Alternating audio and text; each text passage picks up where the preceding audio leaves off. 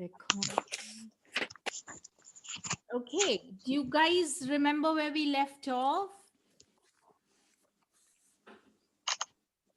Anyone? Yeah, we read some charts last time. Yeah. Yeah. So, okay. Right. Hi, Joe. Okay. Okay, let's begin then. Okay. Oh, Today, yeah. hi. Today we will cover just a few basic points regarding the Kendras and the first house. We won't go beyond the second house, and we'll do a example chart of like if you have many planets in the lagna or the ascendant, and as well as we will cover a little bit about the exaltations and the degrees of exaltations, because I just gave a very kind of a broad thing in one of the sessions, but I didn't really explain the degrees. So we will do that. Now, uh, there's also a very different concept in from the Western, that each of the houses has something known as a karaka. Karaka is in Sanskrit means literally the doer. The karak is to do, and it's associated with karma, and it's also has associations with, so each house has a karaka or a significator. Now, why would we need that? So for example, the first house is the sun, because the sun is on the highest point, the eastern point when it rises, and so it's almost like the rising of the sun begins in the first house, because it's the house of Aries, in the Naisargika, that is in the natural scheme of things. And so that is, so the sun exalts in Aries. So the first house is by default the very first sign, Aries, and the sun is in its exaltation. So naturally, the sun is the karaka or the significator of the first house. So as we go along, I will also cover the karaka. So for example, often we see, or you would say, what is the really the point of having a karaka? The point is huge. I mean, we use karakas at not just the basic levels, but and on extreme, sorry, on the advanced levels as well. Like for example, the first house, let's say if you have a Lagna Lord in the first house, or a exalted planet, let's say, in the first house, and everybody will be like, wow, it's fantastic, it's great. Yes, up till a point. But then we have to see what is the relationship between the Karaka of the first house, that is the Lagna, that is the Karaka is the sun, and vis-a-vis the other rest of the planets. So that way it becomes quite important, the concept of karaka. M- so from that viewpoint, I think each of these houses have a karaka, and I will explain as we go along why this is very important, because not only do we see, like I mentioned, like, hey, you've got an exalted planet in the Kendra or on your Lagna, but we would then also proceed to see what kind of the quality of it, what is its relationship to the Karaka, which is for the first house, it is the sun. Okay, so far clear, everyone? Yeah. Yes. Yeah. Okay. So here again a little recap that remember, I did this in past few sessions, that the Surya Aditya is the owner of all the rashis, all the 12 signs, and that is where all the wealth and knowledge comes from. but eventually, all the entire zodiac, which consists of the 12 signs, is actually owned by the moon, because he is the lord or the overseer of the 27 nakshatras. And the sidereal zodiac is literally mapped to the 27 nakshatras, as I have already mentioned. So, just a little recap, and I will keep repeating this because it's kind of a very fundamental concept. Now, before we proceed, I have not covered this, and it's to do with the bare bones fundamental concept of yogas or combination. Now, you must have heard this word all the time. There are some basic yogas, which is kind of the generic ones. Then you get, and rest of the advanced yogas get are sort of linked into these fundamental relationships. So the yogas are nothing but combinations of the grahas, or the planets. And so if we go through them, it's basically the yoga. In Sanskrit, the origin of the word yoga is nothing but it's coming together, it's yoking together of, and in our context, it's by two or more planets, and that's called the yoga or the yoga. And the combinations or combining of the planets, only the grahas, that is only the planets, can give you this concept of yoga, the combinations. The rashi signs, like the zodiac signs, are not really in a yoga. So the rashi signs may have their own aspects, as we saw in the last session, but there is no yoga with rashis. So yoga always exists with grahas of the planets. Is that all right? Yes. Yeah. And the jivatma is nothing but the word jivatma. If you split up, again, it's a Sanskrit word. Jiva is life in Sanskrit, and atma means the soul, or the life giver, life giving soul. And this is through the grahas again. And only jaratma, which is an inanimate objects, um, contribute in making the yogas. It's actually a reverse. So all non-living things like inanimate objects, table, chair, fall under jaratma, and they do not contribute in creating a yoga. So similarly, the rashis have no whatsoever. There is no. So if you put two in, like a table and a chair together, yes, they are technically in. They're coming together. They are right next to each other. They are, like they say, in conjunction. But there is no yoga really to speak of, because predominantly yoga is with living things. Because planets are consciousness. So the jivatma, that is, they are formed, jiva is like living. And so they, only the grahas can give you the yogas. Okay. And sambandha is a nothing but a relationship formed by the grahas. So it's a simple word, sambandha. Sama and bandha. Bandha is kind of like a bondage, and sama, it's, if you split up the word, it's like, similar. So, it's like birds of a feather flock together. They have kind of similar sort of characteristics and properties, and it's coming of them together. And so it's pretty much along similar lines. And so there are four types, broadly speaking, four very fundamental types of sambandha or relationship. So,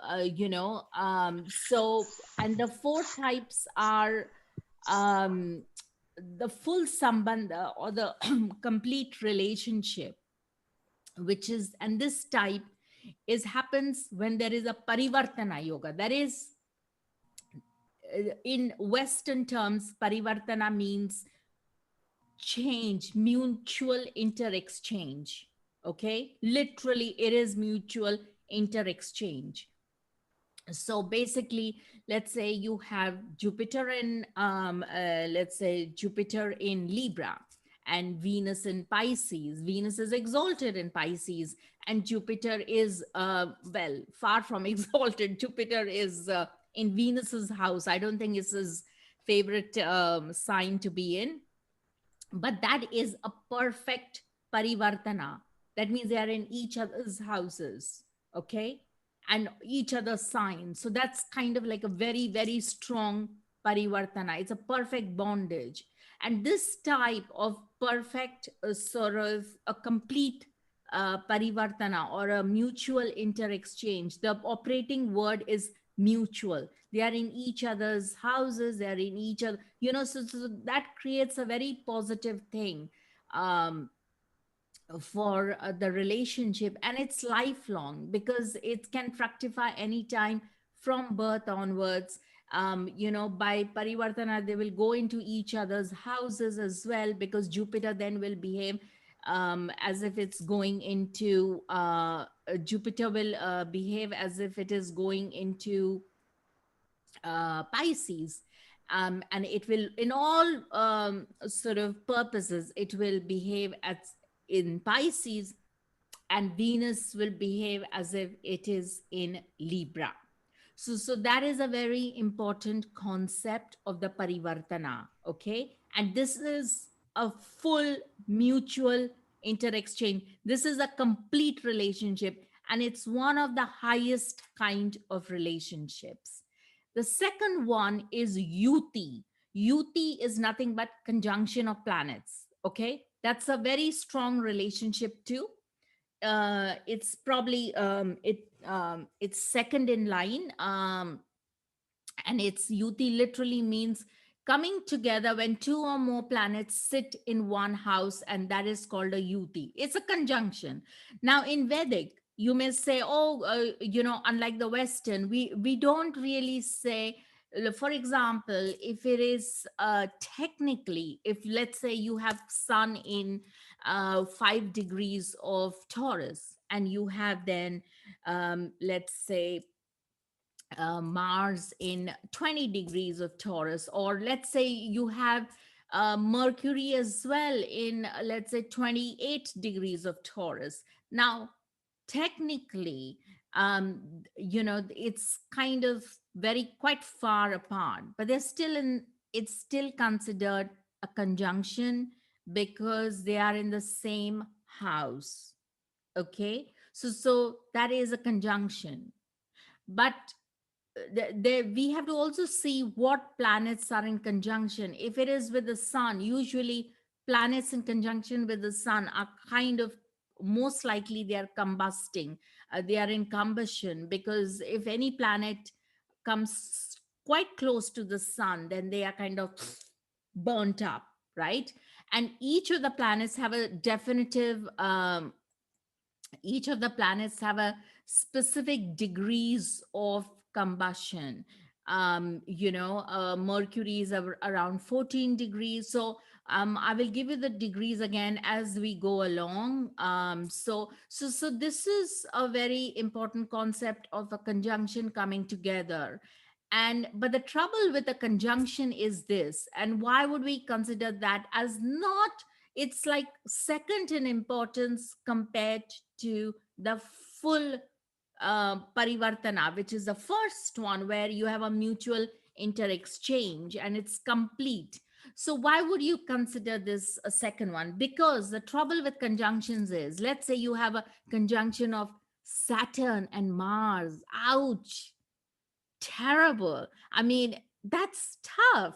It's like, you know, it's like married to your worst enemy, and then you're still live in the same house, and still kind of pull along. It's a difficult situation.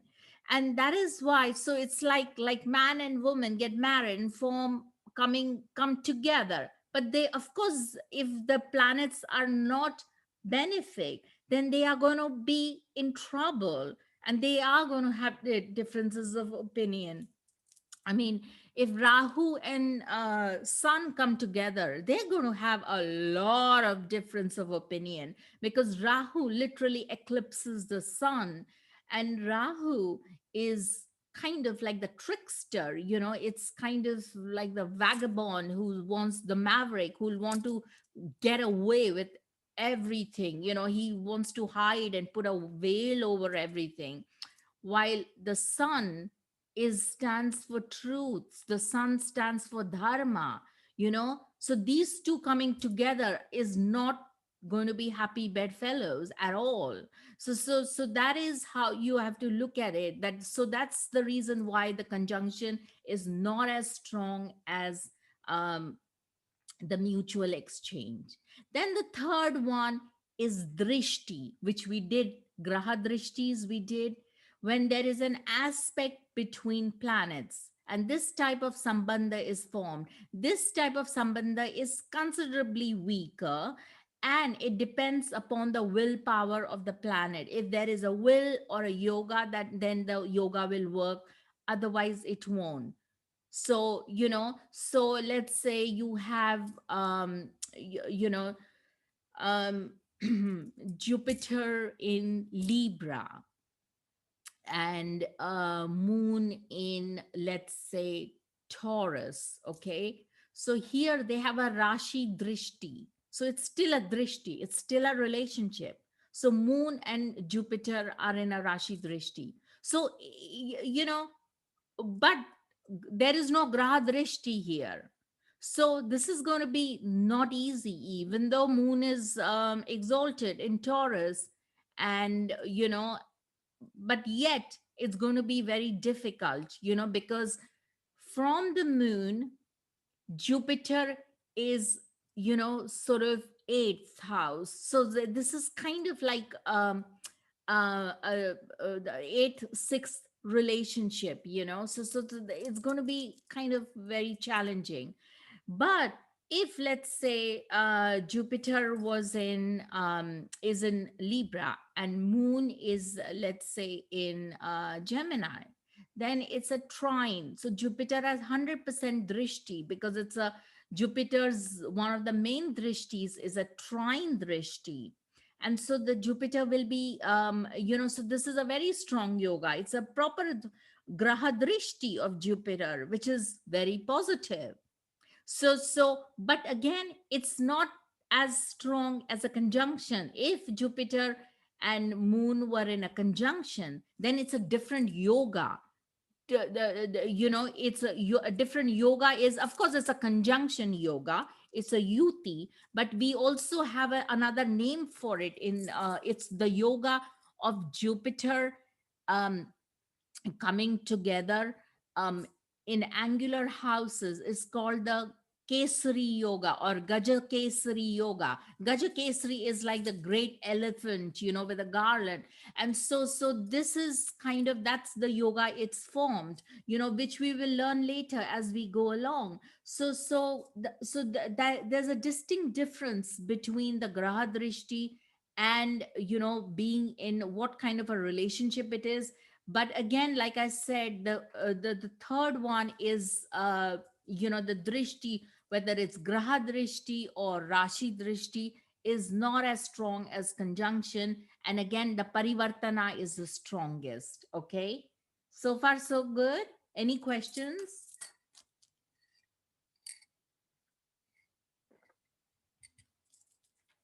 No questions? Okay. Now, when there is an aspect between planets, it's a continuation of that. So this is, I'm giving an example of Lord Rama's chart. Now here, in Lord Rama's chart, this is the great epic Ramayana, and Lord Rama was the main hero of Ramayana. And here, it's Lord Rama's chart. You don't need to know this, but it's quite simple. His rising sign was Jupiter and Moon, and exalted Jupiter in Cancer Lagna. That is, ascendant is Cancer, and there is a conjunction of Moon and Jupiter. Moon in its own sign in Cancer, and Jupiter in exaltation in Cancer. So it's a conjunction, very strong, very, very strong yoga. But this configuration in Cancer is opposite to Mars in Capricorn in the seventh house. Now, Mars in is in its again in its exaltation sign in Capricorn. Okay. Now, you would say that yes, there is a Graha Drishti by Mars, by Jupiter, by Moon onto the seventh house, and vice versa. That's a strong yoga. There's a strong Graha Drishti, right? We did learn in previous sessions that seventh house aspect is all planets have seventh house aspect, and that's a strong drishti. Now, but the trouble is that this yoga, even though it depends on how strong the planets are. For Lord Rama, the planets are both exalted. Jupiter is exalted in Cancer, and Mars in the seventh house is exalted. So, if you, I would recommend you to read the at least sort of like a comic a book, Panchatantra, it's called, and they have like if you want a quick recap of the story of Ramayana, then I would recommend you to grab it, whether online or on Amazon, because then you'll have a clearer understanding of the whole epic. But Lord Hanuman was instrumental, the monkey god was instrumental in helping Lord Rama's rescue Lord Rama's wife Sita from the demonic Ravana in Sri Lanka, from Sri Lanka.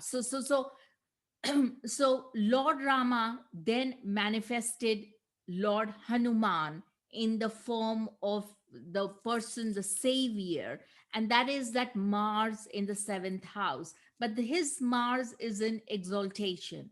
So again, this configuration of the seventh house Graha Drishti again is not as strong, because there is a trouble with it, because you need to see how strong the planets are. Let's say if it was some other planet, let's say it was Venus in Capricorn. Now Venus opposite the moon and Jupiter. Now Venus again is strong, um, in the sign of Capricorn, but really it's not in its exaltation. It's not, it's none of that. So it's definitely not going to work as well.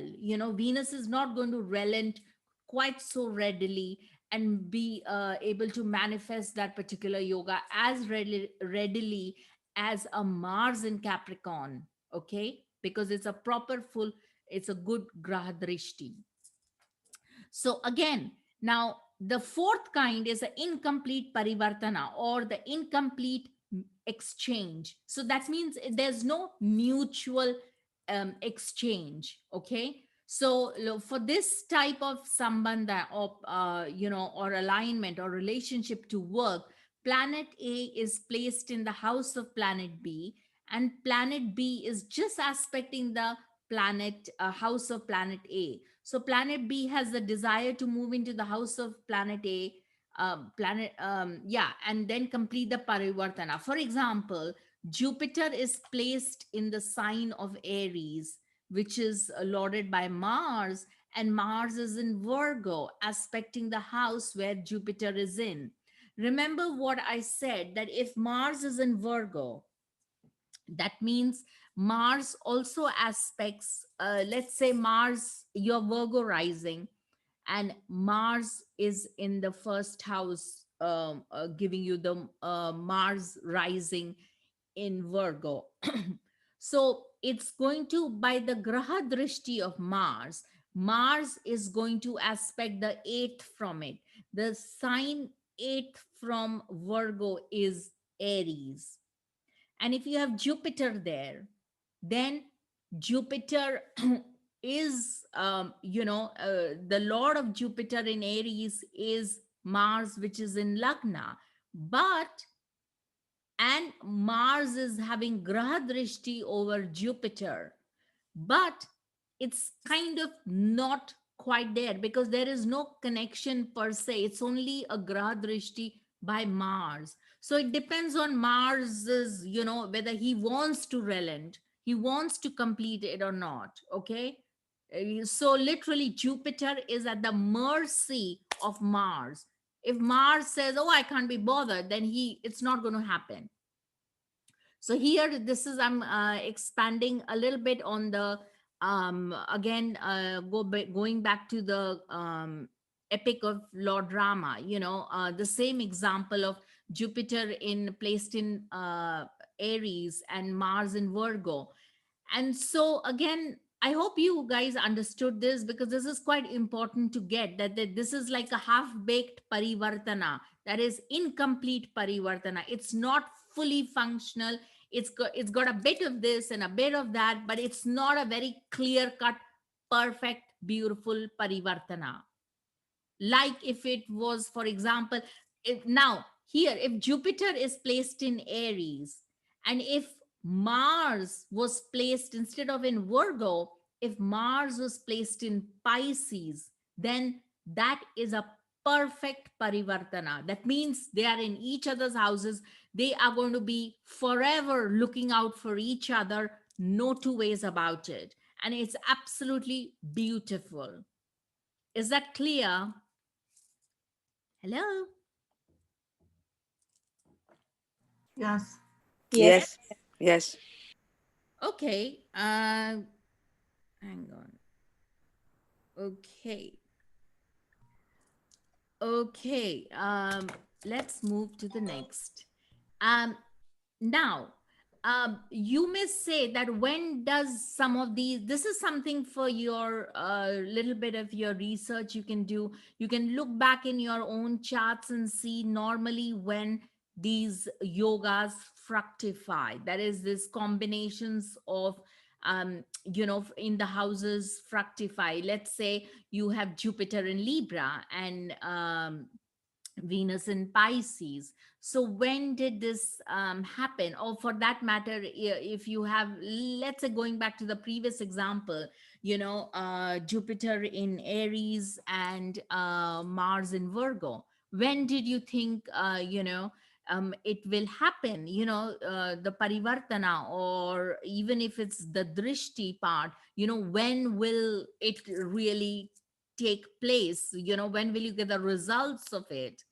And usually in we have at least three different systems, and I'm not going to even confuse you with those, with three different systems. I'm going to stick with the basic and the most used one, from the Vedic tradition I follow, which is typically the maturity ages of the planets. That's what they call. Sun is 21 to 22 years. The moon is 23 to 24 years. Venus is 25 to 26 years, and Mars is 27 to 28 years.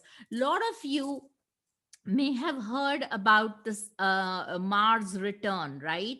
Or I know we have all heard of the Saturn return. So I'm not going to say it's a lot like that. It's not at all like that, because usually when we talk of like Mars return, then it goes back to the natal position. And, when we talk about the Saturn return, for people, it's usually the first Saturn return is anywhere from 28 age 28 to 32. So it's not quite that, but it has resonances along similar lines in terms of maturity ages. So that means these planets will start to give results in these years. And so there will be a marked change, if this particular planet, any of these particular planets are in a particular yoga, and they will always be in some kind of a yoga or the other. It will be impossible, even if you have like 9 planets in 9 signs, they'll still the signs, and there'll be an interaction with them. So yeah, so that is something to bear in mind. Then the maturity age of Rahu, this is very important to know. is anywhere from 41 to 42 years. I typically take like 42, but sometimes it fructifies even earlier. And Ketu is typically 45 to 46. So it's quite a broad spectrum here for Ketu, a couple of years later. So these things do manifest, so you have to look back in your charts and look at what parivartana, or what if they were in a conjunction, or a kind of in a mutual exchange, and then what happened at these years, map it to that particular planet and see what happened. Okay, I would love to hear the feedback on it once we go further along. So anyway, we've done this about the lagna, the ascendant, which is moves approximately 2 hours per sign, at the rate of 4 minutes per longitude. So this is just a little bit of repetition to remind you. Now, this is something that we did very quickly covered in the last few sessions, but I think this is now time to introduce the actual degrees and the of the exaltations and the debilitations, because we will be using them a lot now, once we start using the houses. Now, the signs of exaltation and the fall of 7 planets from sun are based as under. Now, we don't, the debilitation and fall is one and the same. There is no, like, unlike the Western counterpart where we have debilitation and fall and exaltation, we don't have this. Fall and debilitation is used interchangeably, so please note that, because that is very important to know. So the sun in Aries, exaltation sign, and the second column is the debilitation or fall. Similarly, Moon, Taurus, and Scorpio, Mars, Cancer, sorry, Capricorn, and Cancer. Now, bear in mind, there is something I would like you to ponder upon, and by all means, please go ahead and research and see at least 20 charts to make up you know kind of understand the significations of it. That often we say that Mars is in its fall or debility in Cancer, but the Vedic tradition I follow, my guru always says that Mars in Cancer is actually very strong. They have like great strength. So now this has a lot to do with the auspiciousness of the sign of Cancer. The only trouble I would say, and the classical texts like I think Saravali, or I think even Paladipika, I'm not sure where, but there is, they do allude that the trouble with, especially if men have Mars in Cancer, then they often will have trouble through women. So there is something known as that, like they are scared of water, there is fear of water, and they have trouble through women and things like that. So that is definitely, I have also observed it. But there is also another aspect, that don't think that the Mars in Cancer is not strong. It is as strong, sometimes even stronger than Mars in Capricorn. So as I go along, I will tell you these little bits and pieces, because sometimes textbooks have given a certain way of seeing things, and they are in all, on a on a on a spectrum, they are by and large right. But through observations and all, it has been noted that Mars in Cancer is actually a very, very strong placement. These people have incredible strength. Okay, now similar thing goes, but I'm not going to say the same thing about Mercury and Pisces. Mercury in Pisces, I'm afraid, is not. It's definitely in its fall position. Absolutely no ways about it. You know. But again, like I said, if it is retrograde, the scenario changes completely. Okay. For example, if Jupiter is in Capricorn in its fall position, then if it is retrograde, then at least you have a chance. It kind of, and again, I say, I'm qualifying it. I'm saying kind of. I'm not saying it will give the results as if and behave as if it's in the sign of Cancer. Uh, Up till a point, it will give results of the as if it's in exaltation, but it's up till a point, because we can't start treating a Jupiter Jupiter in its debilitation as if just because it's retrograde, it's like, oh wow, it's as good as exalted. No, it's never going to be as good as exalted. Okay, and vice versa. So we can't just say Jupiter in Cancer, if it is retrograde, it's like terrible. It's like a fallen Jupiter. No, it's not entirely, not always, but there will be. I mean, doesn't, what's his name? Joe Biden have Jupiter, I think, retrograde in Cancer. Okay. Now, typically somebody with Jupiter in Cancer will be very, very intelligent, extremely brilliant in terms of their dhi shakti, that is their intelligence and their way of their vision, and even in terms of their dharma and morality, they will be very upright. They're not going to involve themselves in dodgy businesses or kind of highly questionable character. By and large, they won't. But because his Jupiter is retrograde in the sign of Cancer, so I'm not going to say about his character, but hey, I think to be a politician is you have to be of anyway a questionable character. So so anyway, I'll proceed further along. Any questions so far? No, fine. Yeah. Okay for me. Quick question. Yes, go on. Can we apply this towards transits? Yeah, absolutely. Okay. It's not an issue. uh, Okay. as in, like, if Jupiter is, let's say, transiting now, Jupiter is in Capricorn, you're right. So yeah. Okay. But see, there's also a little bit of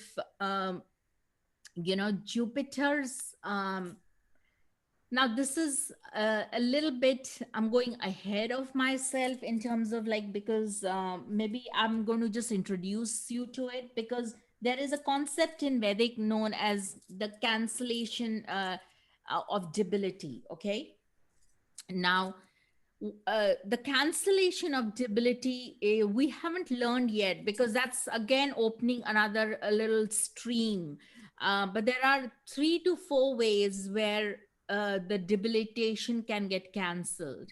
And right now in the sky, next 4 months, Jupiter is in Capricorn until April 2021, but it is with Saturn in Capricorn.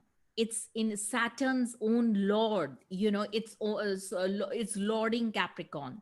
So it's kind of cancels out Jupiter's debilitation. Okay, so you have to be aware of that. So there are several ways, and we will learn about it as we go along. About there are 3 to 4 definitive ways how the cancellation of debilitation can happen. Okay, does that help you? Yeah, it does. Thank you. Yeah. Okay. So yeah, now here, in terms of Rahu and Ketu, there are various shastras of Mantreshwara and Sarvartha Chintamani. There's a little bit of kind of discrepancies between a few, okay, regarding the exaltation and debilitation signs of Rahu and Ketu. We did that last time. But the main thing is that some people consider Rahu's exaltation as Taurus, okay? But Parashara considers Taurus as the exaltation sign of Rahu. So, and the opposite to that, like Rahu's debilitation is Scorpio. So, up till a point, it is true. And similarly, again, Rahu's debilitation is Sagittarius. And reverse is case for Ketu. Ketu is definitely debilitated in Gemini. Ketu is a very what's the word, it's Ketu is a moksha karaka. Moksha karaka means he's a significator for our spiritual sort of nirvana, our drive towards nirvana, about giving up everything and reaching for the higher realms of consciousness. And Ketu does it in a very intuitive kind of, it's like it's Ketu's deity is the rishi sage Narada. Now Narad Muni, and he's a very high sage of a great order.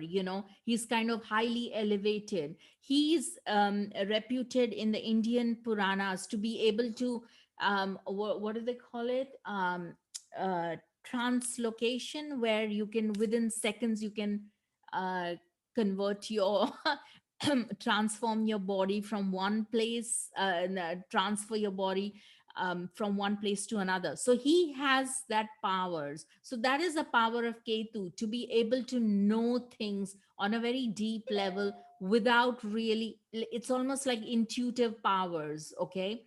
So Ketu then it's and Ketu is, because it's moksha karaka, it is always drive is towards higher realms of spirituality and moksha.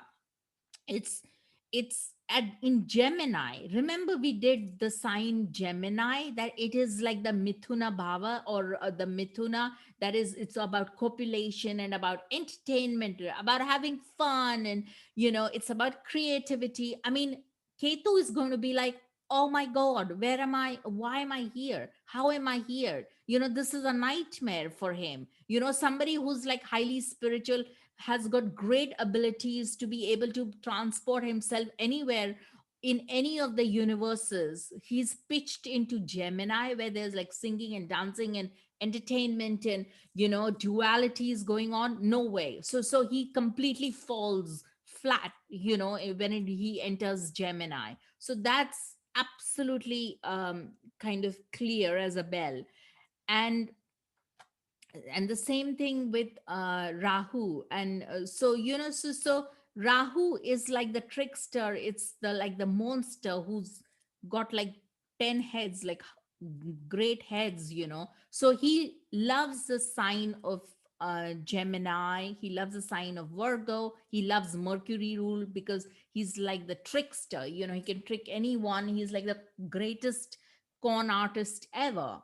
He can break boundaries. He just loves being, the bhogi. The bhogi in Sanskrit means somebody who loves to enjoy, who can just sort of exist without doing much, which is what Rahu, one of the great significations of Rahu is, but highly intelligent nevertheless, because it's loves being in Mercury signs. But when it comes to Sagittarius, which is the Naisargika ninth house of the zodiac, the ninth house of the zodiac, Sagittarius, they are very particular about the dharma.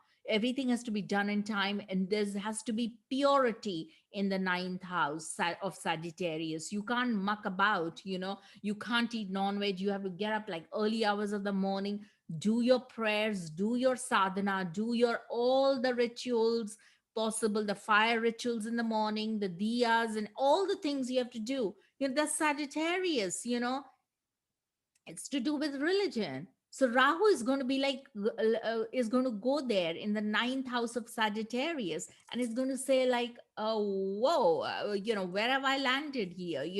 Everyone's too real. They're too particular. Rahu's like the maverick. He wants to just lark about. So again, you see that Rahu is definitely going to be in its fall position in Sagittarius. So I think again, once you're aware of the basics, I think you can go along. And the other thing is that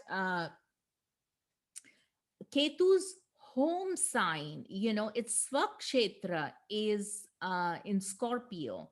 So Ketu doesn't really exalt in Scorpio because it is in right now. Ketu is in Scorpio. It's not in its exaltation, but it behaves probably even better than its exaltation. So it's very, very strong in Scorpio because all the knowledge of occult, mystical wisdom, intuitive wisdom, all the eighth house secrets, it's under the purview of Ketu. So there, that's why the great resonances and its own home swakshetra in Scorpio. So this is something you have to really kind of absorb well.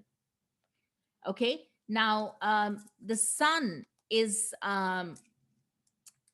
exalts in the 10th degree, and the degrees that the planets exalt in also debilitate the mirror opposite sign in the same degree. So the sun exaltation's point is the 10th degree, and it debilitates in Libra in the 10th degree. Now again, there is a very strong logic to why these degrees are chosen, because bear in mind these planets, the signs are mapped onto the nakshatras, and the nakshatras, when the sun goes in the nakshatra, the nakshatra of Aries, which is the 10th degree of Aries, it falls in the nakshatra of Ashwini. So that is a very, very strong nakshatra. And why the 10th? Because we will learn after a few sessions, after we finish all the houses and everything, we will do something known as the divisional charts. And the Navamsha chart, which is the D9 harmonic chart, is we always see the D9 harmonic chart.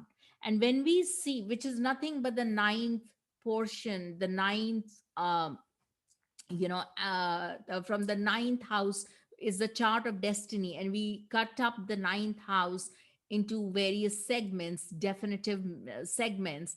And so we always see that that is one of the most auspicious charts. We would not just see the Rashi chart at all. I mean, no well meaning Vedic astrologer will ever stick only with the Rashi chart, which is the natal chart. They will always see the Navamsh chart. So when we look at the Navamsh chart, we have to also see the placements of all the planets in the Navamsh chart.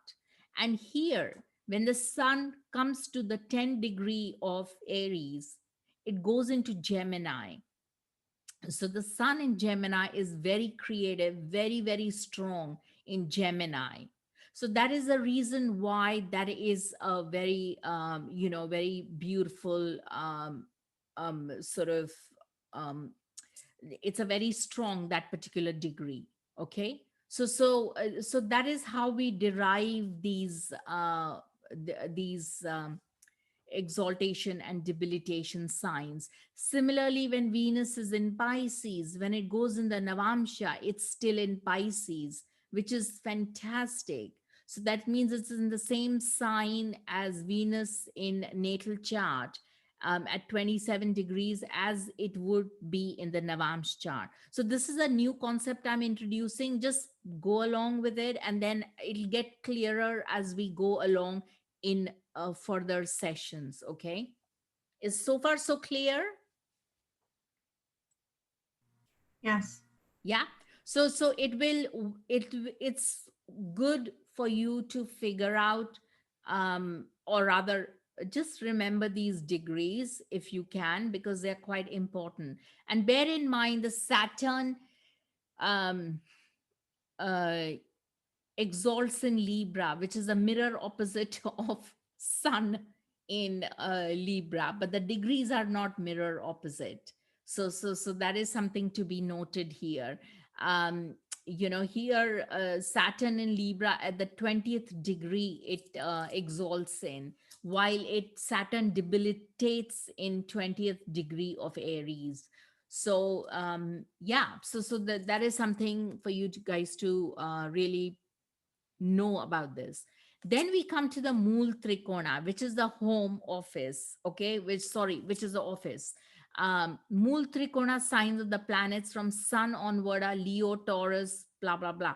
Now, here I'm going to give you these are the degrees. This is from the text of Mantreshwara and Phaladipika, these degrees and this particular thing, but they really hold true because it's a very solid text. The sun Leo, it's in Mool Trikona sign in Leo. That means its office is in Leo. So it is between 0 degrees to 20 degrees. And again, for the moon, Taurus, sorry, 20 degrees and 21 degrees to 30 degrees. That is the Mool Trikona sign of. So when the sun is in these degrees, then it is actually in its office. Now, it's again, it's on a broader spectrum. It's not like, oh my god, if you have like it's it's encompassing practically the whole sign anyway. So for example, if your moon is in let's say 2 degrees of Taurus, doesn't mean that it's not in Mool Trikona, but it's just that it's not as perfectly sort of functional as Mool Trikona. But if it is a 2 or 3 degrees, it's the um, it's the exaltation sign of moon, the third degree of moon in Taurus. So it will function brilliantly. So, but not as a trikona. This will take precedence then. The exaltations will take precedence. So this is how you have to read the degrees. It's good to know. It's always nice to have like a little diary where you put in all the little bits and pieces. And yeah, I still keep a diary. I can't seem to remember everything. So yeah, is everything okay? Any questions so far? Um, No? Okay. So now this is another concept I'm now beginning to. We did cover the Lagna last time, and I will cover this about the Kendras. The Kendras are nothing but the angular houses. And often the Kendras, the first house is an exception because the first house or the Lagna is not just a Kendra, but it's also a trine house.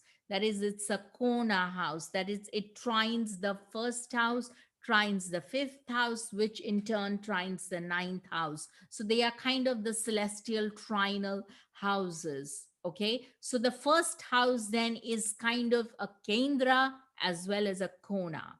Now, what's the big deal about the Kendras? All planets from Sun to Saturn have some kind of a gravitational force and effect on the tides and consequently on our lives. Tides is all to do with the water, the Jala Tattva.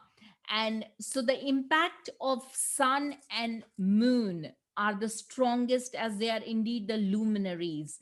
And that's why they are the luminaries, because they are more like behaving like stars, minus the movement, because well, the sun has kind of an ap- apparent movement. So but they are behaving like stars, and they are the luminaries, and hence they have maximum effect on the tides and on our our life here, on our consciousness, on our emotions, and on our mind. And so that's why the interplay of the sun and moon will affect our psyche on a very deep level. Now and this is all research will point out. I'm not going to go into like, oh, neap tide and spring tides, and I will have to read on that. I've forgotten my geography from years and years ago. So but bear in mind that all the tidals activity that happens, the sun and moon and the phases of the sun and moon have a direct influence on it. Okay. So you can study the astronomical astronomy of it. But right now, what I'm trying to bring home to you is that when it is full moon, the moon is like a super full of water. It's like pregnant with water. It's absolutely beautiful. And it's beautiful because the moon has its maximum light, complete light.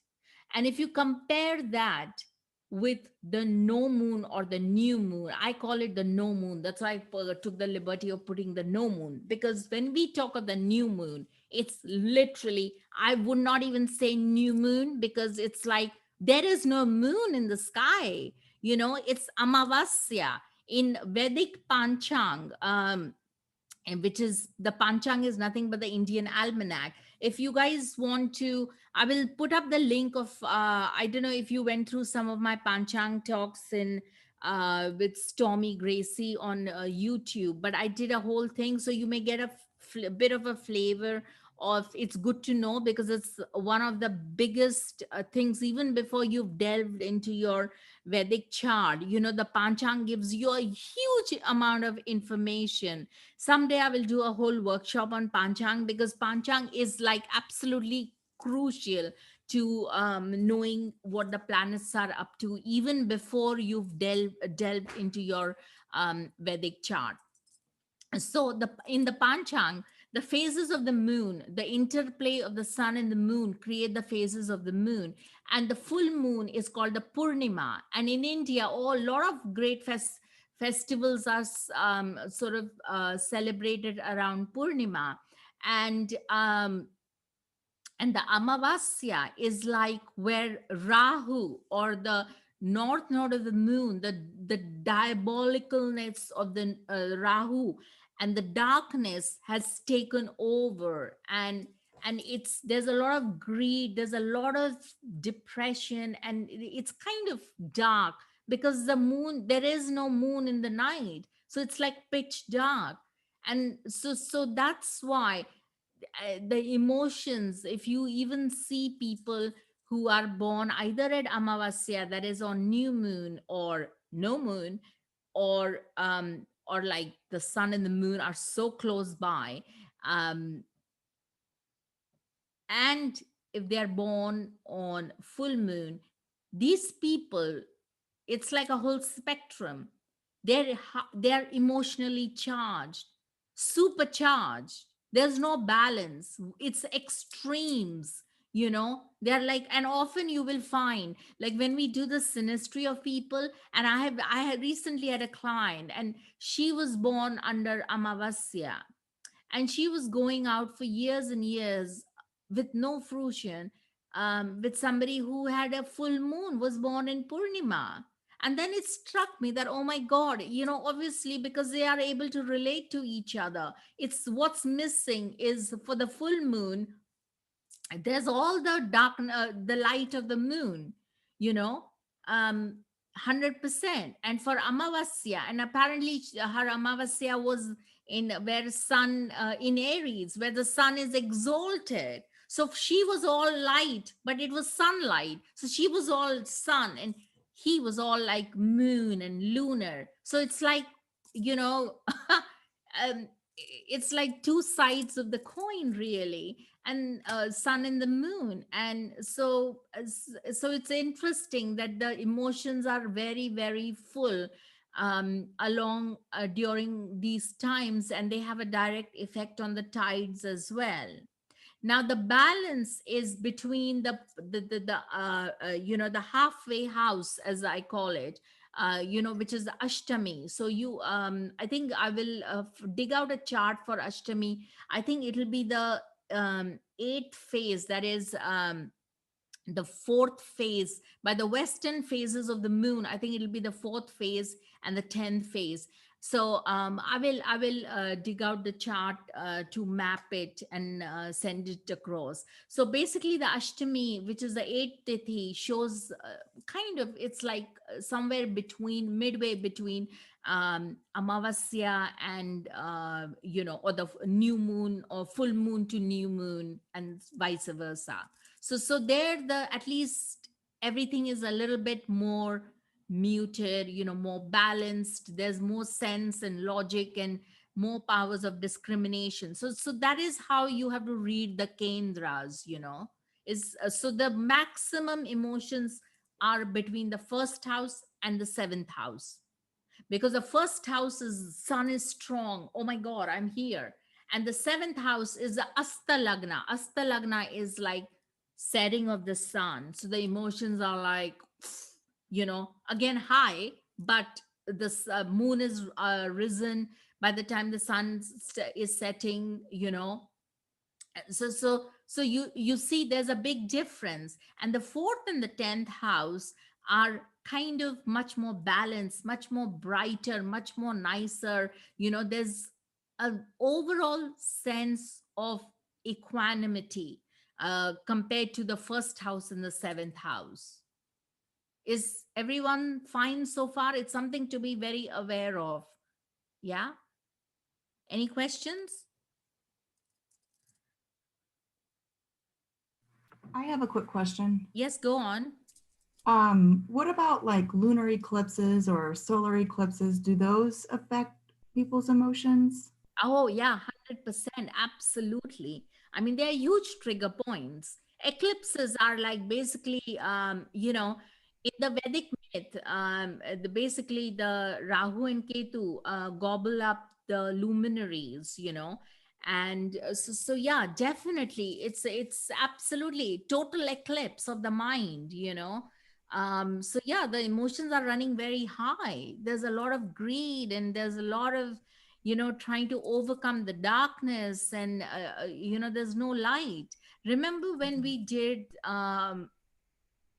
the Samudra Manthan, the churning of the ocean floor for the milk, for the nectar.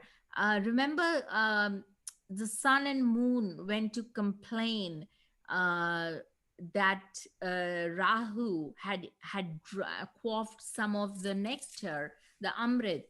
And so they went to complain to Vishnu. And so the Vishnu took out his discus and cut Rahu and Ketu in half, and that's how the birth of Rahu and Ketu happened. So yeah, definitely. So Rahu hates the sun, hates the luminaries because they complained against him, and so he could not kind of become completely immortal. He became only partially immortal. So he's got a axe to grind really against the luminaries. So total eclipse happens. Yeah. Does that answer your question? Yeah, thank you. Yeah. Okay. Now, the first house, we are going to just stop at the first house, and we'll do, I've got a few two charts, and then we can kind of banter about the charts. It'll be very interesting. So why the first house behaves as like Aries, it's like the symbolized by the ram or the goat. Is the significator is the sun. It shows the physical body appearance, strength, brilliance, intelligence, energy, our fame and reputation. That is very important. If you have huge malefics on your lagna, okay, so at some point there will be a little bit of trouble. Depends on what they're doing. If they're quite dire, there may be problems with a little bit of ill fame, perhaps loss of reputation at some point, so that all can happen. Often when Saturn comes over your ascendant, after 29 years or so, there's a huge change in everything. Often we suffer a little bit of a loss of reputation. We've lost interest in our existing way of doing things. Our outlook needs to change. There are big changes. So especially like if Saturn comes on the lagna or ascendant, then it's aspecting by graha drishti. It's aspecting the 10th house. That's our work. That's our what we are born to do. It's like the highest kendra. It's the highest angular house, the 10th house. It's what we are born to do. You're right. So that will go through a huge change, you know a definitive transformation. So but while it's going through transformation, there may be times when we may goof up, we may make mistakes, we may create havoc in our workplace, and that may result in ill repute or something. It's a temporary blip maybe, but nevertheless, and that all comes from the lagna. Okay, so if the Lagna Lord has contacts and aspects with the sun, then it's by and large a good moral character. But again, this is a broad principle. Please do not take it, if it's sun in Scorpio and, yeah, let's just keep it kind of broader. It's by and large a broad on a working on a broad principle. Then from Mantreshwara, it's one of the great classical ancient texts. It says the names by which the first house of the ascendant is known is Lagna, Hora, Kalya, body or Deha. Deha is also the body. Udaya Lagna, which is the rising sign. Rupa Lagna, which is the beauty or form. Rising with head, which is Shirsa. And Vartaman, this is very important, which is the present. Often the first, fifth, and ninth have are denoted by our the present, and the past is the ninth house, and the future is the fifth house. So often there's a kind of, and then it swaps around between the fifth house and the ninth house. But by and large, the Vartaman in Sanskrit means the present time. That's the signification of the first house, which is also Kendra and which is also a Kona. And please, there is the main significator of the first house or Lagna is the sun. So you would want to see, if your planets in Kendra on the Lagna, you would want to see what is the sun up to. Now, this is the chart of Ernest Hemingway. Okay. We'll do this chart and one more, and then we'll take questions, and then we'll end the session. Is that all right, everyone? Yes. Because I'm having a little bit of a, I'm feeling a bit run down. So, anyway, so here we see the Lagna. What's the Lagna? Can somebody tell me?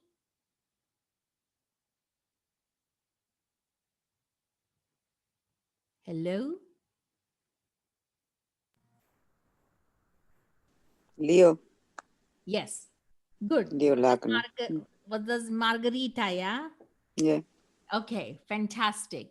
That's correct. So 1, 2, 3, 4, 5. That's Leo. Absolutely. And what planets does she have in Leo on her Lagna? Or on his Lagna, rather, Ernest Hemingway. Yeah. Mercury, Mars. Right. Has everyone heard of Ernest Hemingway? Yeah. Yes. Yeah. I mean, it's one of my favorite authors. It's amazing.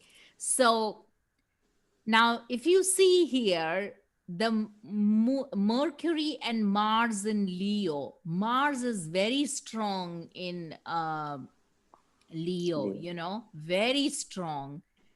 And so is Mercury extremely strong. Can we see that? Yeah. So now this is a very strong yoga. It's kind of like, can somebody tell me which house Mercury rules? The second. Yes, very good. And where is the other one? Where is? And the 11. Excellent. Beautiful. So the Mercury is in Lagna, and it rules the second and the 11th. The second house is the Dhana Bhava, that is the house of wealth. And the 11th house is the house of profit and gains, and but it is also the Hara Bhava. Often when we come to the 11th house over the next few sessions, you will find that actually the 6th house and the 11th house are one of the most difficult houses, especially the 11th house. It is not as fun and as like, friends and all that and, gains. It's not that. In Sanskrit, we have a phrase, Tano Tana Danda Hara. So, Hara means like, oh my God, you're lost, you're beaten. And so that is a very strong association of 11th house. You get punished in the 11th house, and so the lord of the 11th is not going to be always going to be fantastic, okay? And the second house indeed is also, it's a positive house, but it is also a maraka house. Remember, we did a few sessions earlier that the second Yeah. house and the seventh house is a maraka house. So the lord of, so on surface it looks as if it's Mercury is superb there, but actually it rules the hara bhava and it rules the wealth. But of course it gave him great writing skills because that's his intelligence. Remember, we said Mm. that's his viveka. That's very strong intelligence at work. And Mars will always give you some kind of writing ability. And Mercury and Mars is brilliant writer, absolutely beautiful you know Mm. and but they are not, they are as in Mercury and Mars is a difficult conjunction because Mercury is a negotiator, you know and Mars is like, I'm going to go and do this. It's like a commander in chief, it's a warrior. When does a warrior come together with somebody who's a Vaishya mentality, somebody who's a merchant, somebody who wants to buy and sell and trade and commerce and all that? Those two are going to be kind of at loggerheads. And we know about Ernest Hemingway's life. Does anybody know anything about his life? No. Yeah. Yeah, Yeah. Yeah. he committed his grandfather, I think, killed himself, hung himself or something. His father had a similar fate, and Ernest Hemingway himself shot himself, I Mm-mm. think, Mm-mm. something like that. But yeah, so that was his fate, and so that Mars is, even though it rules which house? Mars rules the nine Ninth and nine fourth. house. Fourth and nine. Fourth. Excellent, And excellent. the Was that, fourth. was that Vanya? Yes. Excellent. You guys are going well. Okay. Yes. So the fourth house and the ninth house, Mars is on the ascendant. Now the fourth house and the ninth house are very auspicious houses, right? Mhm. But yet the nature of Mars is malefic. Okay. But let's just say that Mars is actually a very good planet for Leo, because it rules beautiful houses. But then why would he have still have this kind of a problem? Because, shall I say, there are two malefics giving him graha drishti. Can somebody point out which two grahas are giving him, are aspecting his lagna? Saturn Yes. and Mars Mars. occupies it. Sorry. Mars. Mars occupies the lugna, right? Yes, yes, Mars. But other than Mars and Mercury, which is obvious, that's a conjunction, that's a yuti. But Saturn is aspecting by the 10th aspect on Is the it Lagna. Rahu? Yes, absolutely. You're right, Anthony. Absolutely. You Rahu. guys are really doing well. Yes, Rahu is in a trine and aspecting it, right? Mhm. So there are how many malefics are aspecting it? Two. Three. Three. 3. Because you see, the thing is, if he didn't have Mars there, it may not have been that bad. You know, It would just be two malefics, even though Mars rules very good houses. But the trouble is, there's when one particular house is aspected by graha drishti. Okay, please note graha drishti Mm. by Mars as well as Saturn, Shani, then that house is, you have to put a little bit of a cross there, because that means that house is one, Saturn's tattva is, or the element of Saturn is Vayu tattva, that is the element of air. Mars is Agni tattva, which is fire element. So it's like two heavy duty fire and Vayu coming together. Okay, fire and Vayu coming together. Okay, that is air and fire mixing together, and that's two heavy duty malefics. So that can create a lot of problems. Do you see that? That's called in the Vedic, as we will again, as we go towards advanced yogas, we will see that it is called something as Yama Yoga. Yama Yoga is a god of death. Okay, and then you are adding the third element in the mix, which is Rahu. So Rahu's also having drishti over this graha drishti. So that's like another added thing. No wonder he suffered from depression. Mhm. He was a lifelong, he suffered from a lifelong sort of journey trying to come out of his depression. Very difficult, but what a great writer. Amazing. Mhm. Think he was also an alcoholic, Matilda. Absolutely. But then the Yeah, alcohol, and actually a domestic abuser as well. yes, but think about it. If you are so inside crying and so depressed and angry, with three malefics hammering at your intelligence, then I mean, how it has to have outlet, you know. Mhm. Of course, his writing helped, but end of the day, he couldn't hack it. But there's other indications too. Usually we would say, hey, let's activate the Jupiter.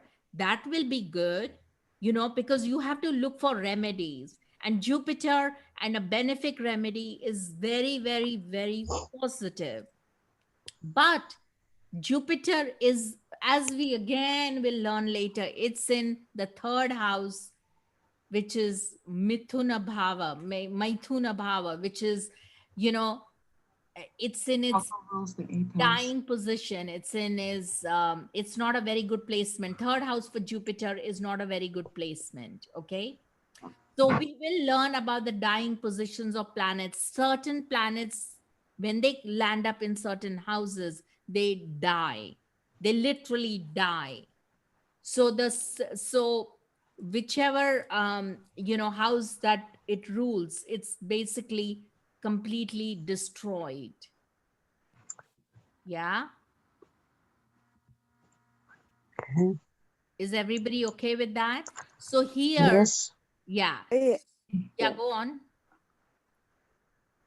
Yes, somebody had a question. All right. Yeah, I had a question about the Marakasthana of Jupiter in the third house. I Yeah. mean, but still Jupiter will do good for the third house. I mean, is when you consider Jupiter in terms of remedies that you say that Jupiter is not so strong. But Jupiter in the third house, I'm asking, will still give good results. Oh, yeah, it Yeah, will, because still. it is, yes, it will, but not good enough to be able to manage To this. help when you use Jupiter as a remedy is not so strong. In this case, you'd consider also the placement and the bala, the strength of the. All right, Absolutely. thank you. Yeah, all Okay. right, thank you. And Yeah, and yeah. yes, it did. He had a very strong ninth house, because Mm, you see, and a very yes, strong lineage with his connections with his father, because the ninth house is the father. Very mm, strong father figure, because the Jupiter is mm, aspecting the ninth house, by Graha Drishti. Very strong, brilliant. mm, But so is Saturn aspecting it by Graha Drishti. Saturn is in Scorpio and is aspecting the ninth house. Yeah. So you see, and so is Mars by not by Graha Drishti, but by Rashi Drishti. Can you see that? So there is a lot of planets aspecting his ninth house. So yeah, absolutely. But and Jupiter is also having a Rashi Drishti on Lagna. But you know, but it's like somebody, a planet who's dying is, you know, how much can a dying man help you? Yeah. You see, Mm. you know, because Jupiter is gone to the third house and it's going to die there, you know. So it can only help so much. It still helped him, but you know, he probably needed to do more remedies, more Jupiterian remedies. But then, you know, if it is in its dying position, he's not even going to be able to listen to the remedy, leave alone do them. Do you see? It's like a a double-edged sword there with the Jupiter there. Yeah. Mm-mm. Oh, Okay. So far clear? Yep. Yep, Thank a you. question. Would yeah. you also look at the Rahu moon conjunction as Yes. affecting his emotional life? Oh, 100%. Very well spotted. Absolutely. That's kind of like a eclipse yoga. Yeah. Mm. Rahu moon is a terrible eclipse yoga. Remember, the luminaries get gobbled up by Mm. the nodal axis, right? By Rahu and Ketu. Totally. Very well spotted, Anthony. Absolutely. I So have a that is question also about creating a Mercury. problem. Yes, go on. Who's that? Deborah. Yes, hi, I Deborah. so Mercury is 12th from itself, sitting in Lagna. Would that have any effect on the Lagna? Um, yes, up till a point.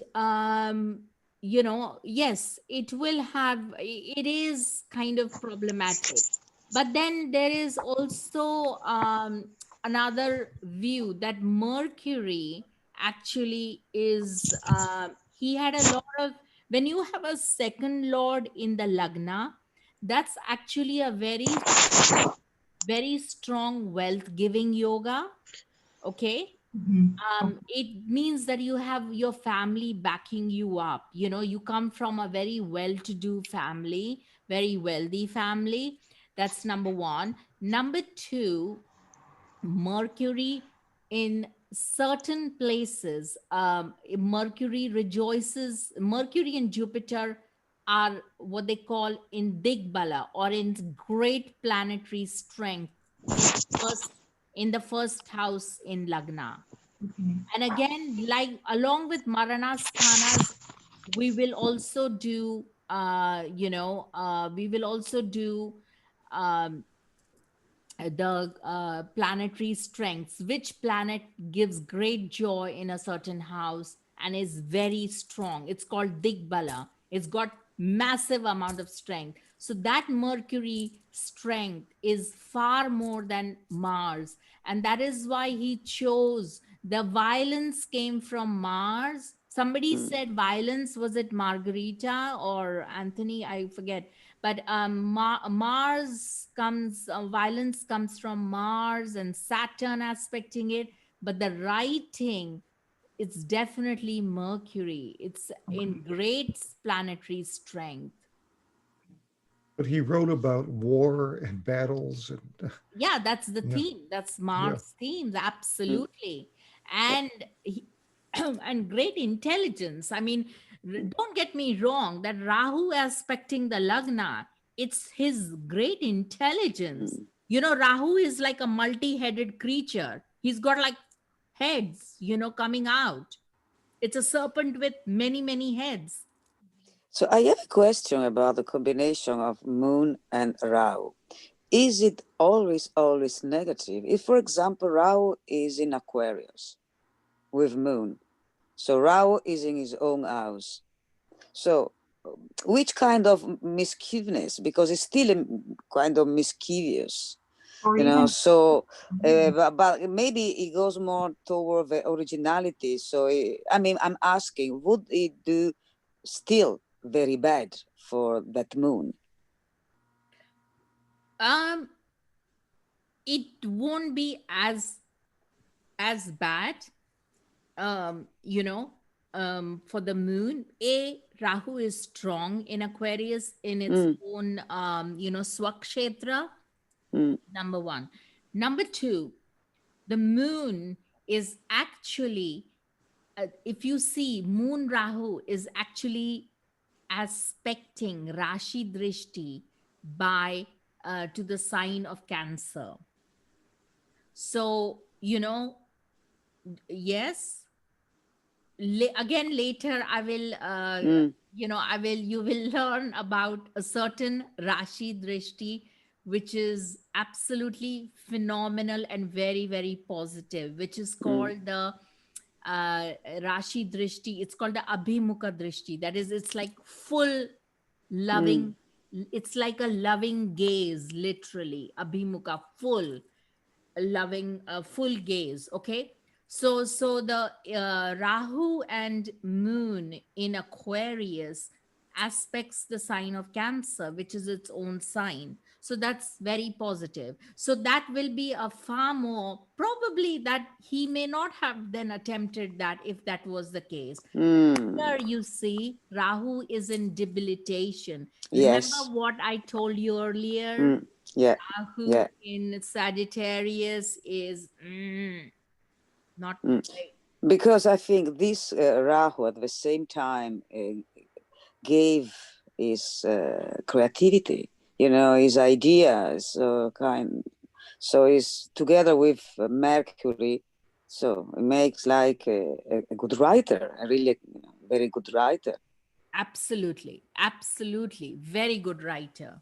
Totally. And he gave the themes, like Anthony said, all the Mm, war themes and, of dying, disease. That's yeah. Saturn also aspecting Mm, by Graha Drishti. So this guy had, Ernest Hemingway had a lot of vision, and Jupiter also having a Rashi Drishti, a Libra and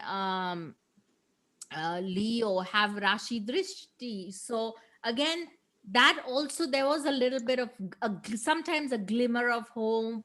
And he talked. There was a little bit of a sort of like almost like a counseling mode to his some of his books, and a very sort of beautiful layout to the books. I mean, yeah. So so that as so Jupiter also played a role. So there's a lot of planets aspecting his lagna. So I wanted to bring this chart because this is it really this Ernest Hemingway really lived each and every single planet that was aspected his lagna. Do you see how powerful it is? Yeah. Yeah. Any questions? So shall we oh, end for today and yeah. then we come back next week? Is everybody can do next week, 30th of December around this time? Yes. Yes. Yes. Yeah. Okay. Just And shall we, if we start at 5 o'clock, is that easy or, Okay. 5 o'clock. Five. When It's is the okay. 30? 5 o'clock. Okay. yeah? Yes. Yes. Lovely. So I will see you. Thank you guys for coming and I will Thank you. see you. Thank you. Thank you so Yeah. Thank you much. Thank you very very much. much. Thank Thank you you. Thank very Bye. you. much. Bye-bye. Bye bye. Bye. Bye.